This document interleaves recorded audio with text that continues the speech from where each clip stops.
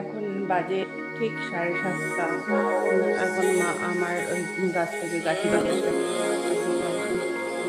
এই জামা ফুল তুলেছে, আবার এই ফুল তুললাম, ফুল তুলে এখন আমি স্নান টান করে ডাক্তারের সাথে আজকে কথা বলবো যে অ্যানেস্থেশিয়া করবে, কী করে অপারেশন করবে।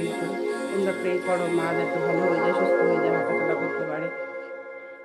করতে পারে।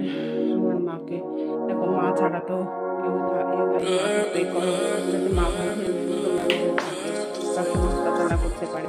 মা তো হসপিটালে, তোমাদের এখন কিছু দেখাতে পাচ্ছি না। ডাক্তার আমি ঘর বাড়ি ঘুরে রয়েছি, আবার ফিরে আসবো।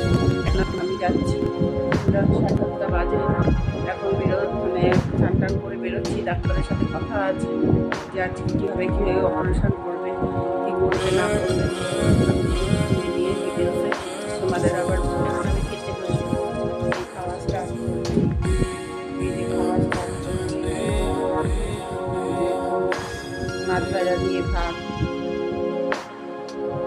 দিয়ে ভাত আর ভোলা মাছের ঝাল এই দিয়ে খাওয়ার ট্রাস্ট করছি। খেয়ে দে আজকে একটু রাত হয়ে গেছে।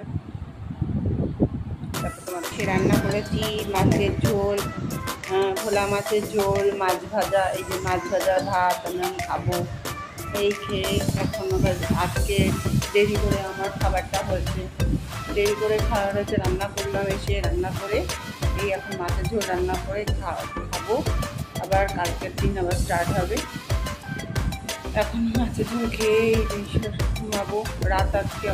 আজকে বেলা রাত্রি বেশি হয়েছে, যার জন্যে আমার রান্না করতে বেরিয়েছে। এসেও আমি তাড়াতাড়ি করে রান্না করলাম মাছের ঝোল। খাওয়া দাওয়া হয়ে গিয়ে এবার আমাদের আমার মা এখনও আরও ব্লাড লাগবে, অপারেশন, মেজর অপারেশন। তোমরা মাকে আশীর্বাদ করো, মা যেন অনেক দিন বেঁচে থাকে, মা যেন সুস্থ হয়ে বাড়ি আসে, এই কথা আমার তারপরে কি রোদ বাইরে, সব কিছু করেই বেরোলাম। এখন বাইরে যাচ্ছি, এখন ট্রেন ধরবো, মেট্রো ধরবো, দিয়ে লাস্টে এসে তোমাদের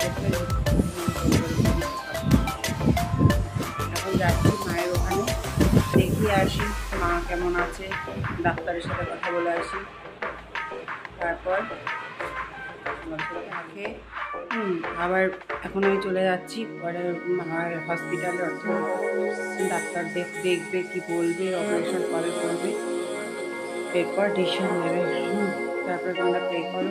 আমি তোমাকে তো মা অসুস্থ পর্যন্ত কিছু দেখাতে পারছি না, পরে দেখাবো, দেখিয়ে তোমাদের বলবো।